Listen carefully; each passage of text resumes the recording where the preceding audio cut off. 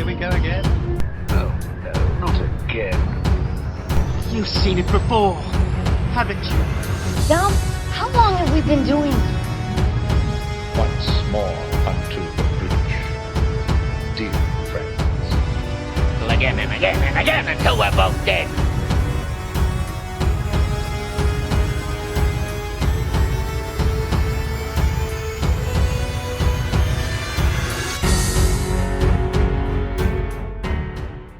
Hello and welcome to You've Seen It Before, movie reviews to connections of mind. Ford vs. Ferrari is the latest film from director James Mangold, who previously directed Logan, and stars Christian Bale and Matt Damon as driver Ken Miles and Carroll Shelby, respectively.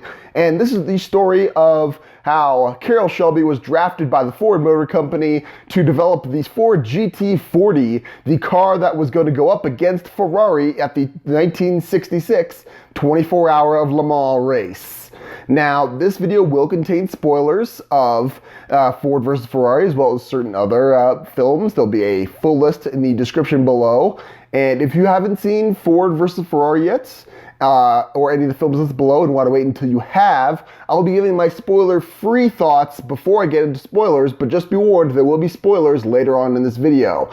So with that being said, let's get into some spoiler-free thoughts on Ford vs. Ferrari. Is it a good movie? Is it worth seeing in the theaters? I would say yes on both counts. This is a fun movie, just even if you're not into racing movies, car movies, even if you're not familiar with the history of the Ford and Ferrari rivalry in this particular event in history, the 66 race, if you don't know all of these things, I'd say this is a great movie just on the cast alone.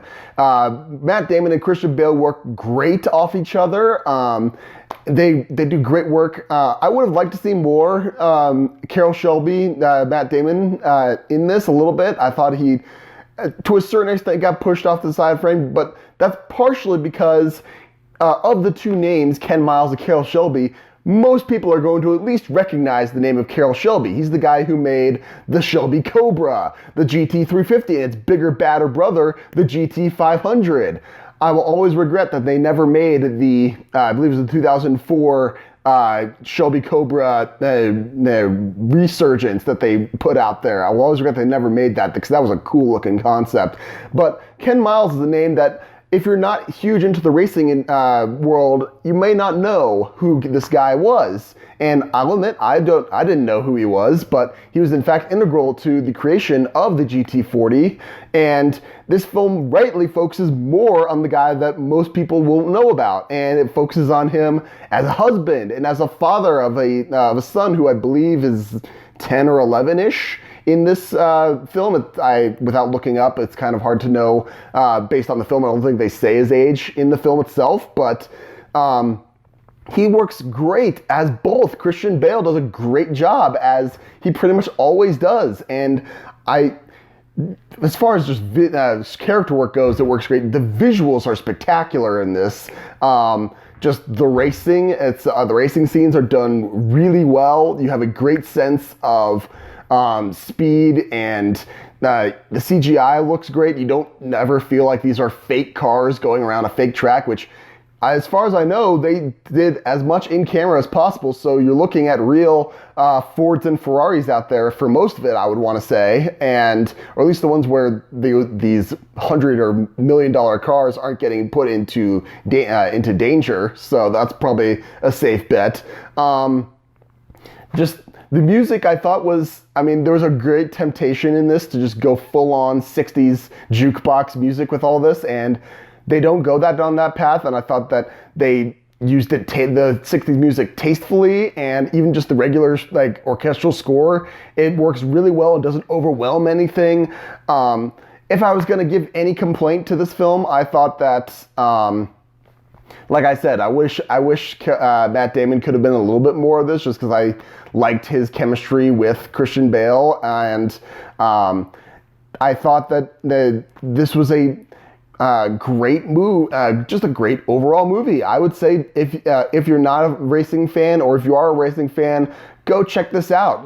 You'll have a great time, and I would say this is probably one of my favorite movies of the year so far. We'll see what of the movies coming down the road, but when I get to my recap of the best films of 2019, this is definitely going to be on that list in the upper category. So if I'm going to grade this film as a letter grade, I would say this is a solid A. Not an A-, not an A+, just an A. Like I said, it got knocked from the A+. It's not quite an A+, just because personally I would have liked to see a little more Matt Damon, but overall, I would say yes, this is a solid A film, and I recommend you check it out. So those are my spoiler-free thoughts on Ford versus Ferrari. Now let's get into some spoiler-filled analysis of the film as far as certain plot developments and character arcs that may seem familiar to you and where you may have seen them before. Now, this is a sports biography film, and a little bit more so than it is a racing film. And full disclosure, I am not a humongous fan of sports films. I don't really watch a whole bunch of them. I mean, I've seen Rocky. Honestly, that's probably about it as far as sports movies goes. That's sort of a blind spot for me as far as movies go. But I will say, even if you've never seen a whole bunch of sports movies, you can kind of pinpoint a few tropes that you just know are in a bunch of sports movies, or just movies in general, because these are the kinds of tropes that Hollywood likes to make movies out of, and understandably so.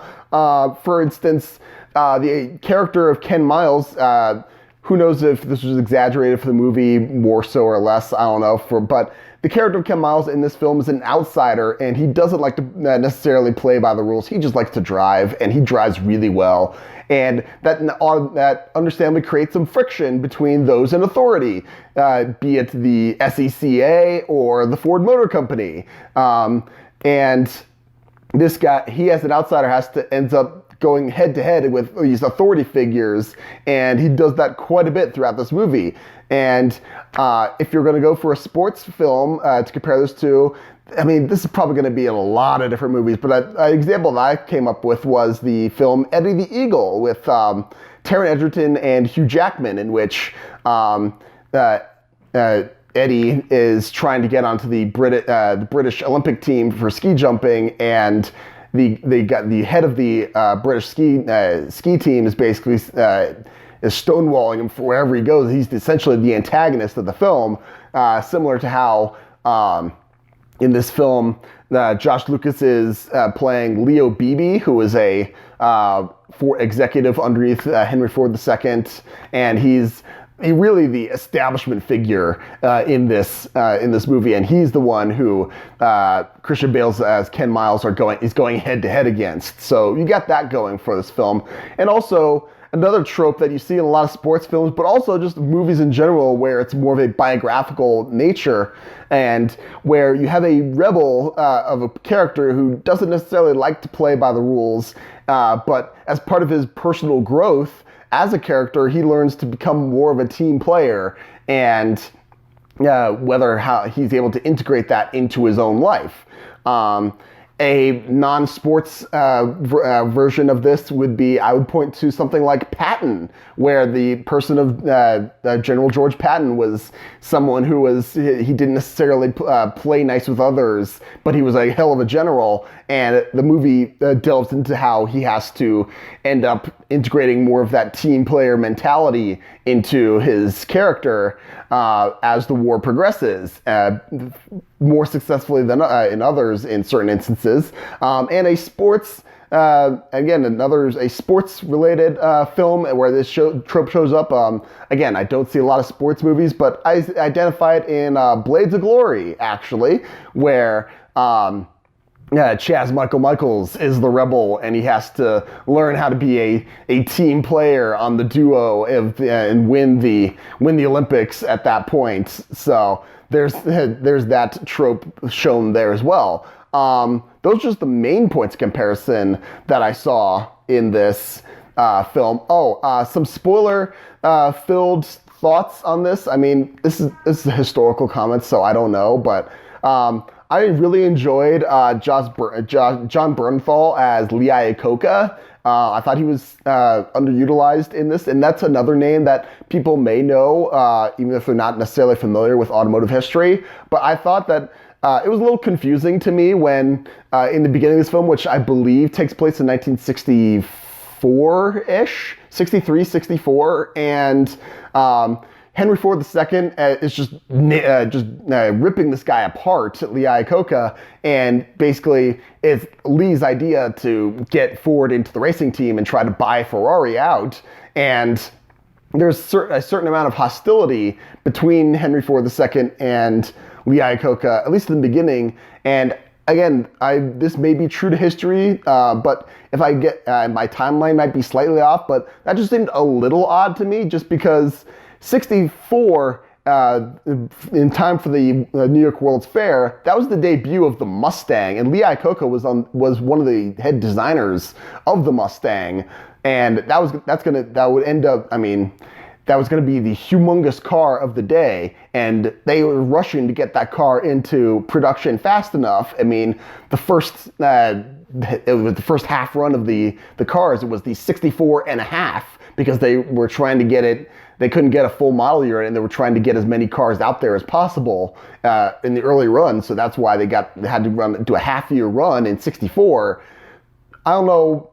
That just seemed odd to me. I mean, that may be true to history, but that just seemed odd to me as far as that hostility for a guy who would eventually become the guy who was one of the guys who saved Ford at that point. So, again, that's just me. That could be history. That just seemed odd to me as someone who's not necessarily familiar with all the ins and outs of the automotive history, especially relating to the Ford Motor Company in the early 60s. But overall, those are my main thoughts on Ford versus Ferrari. A great film. Go see it. If you have seen it, what did you think of the film? Did you like it? Did you not like it? What about my analysis? Did you agree? Did you disagree? Did I miss anything? I probably missed something. As I said, sports movies are kind of my blind spot for me. So if you see any more connections for that, let me know in the comments down below. Thank you so much for watching. I appreciate whatever audience I can get.